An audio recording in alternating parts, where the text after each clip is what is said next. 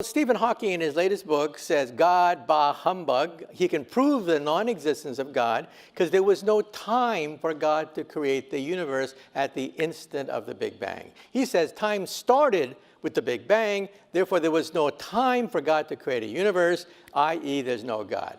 I think there's a flaw in that argument because Einstein's theory of gravity breaks down at the instant of the Big Bang. That's why he spent 30 years of his life chasing after a higher theory. And what does string theory say? Well, Einstein says the universe is a bubble. We live on the skin of the bubble, and the bubble's expanding. That's called the Big Bang theory.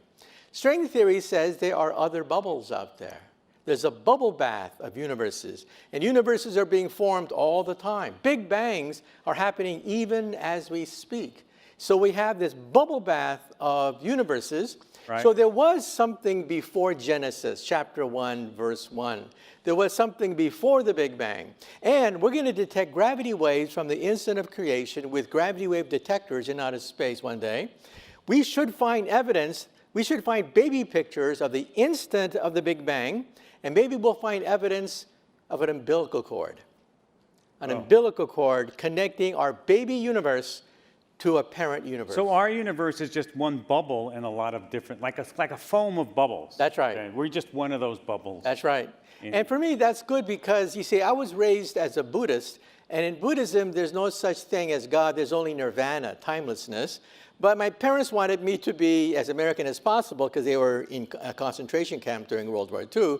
So they sent me to Presbyterian Sunday school, where I learned all about Genesis and all about the parables. So I've had these two conflicting ideas in my head for years, but now we can meld them together into a single theory.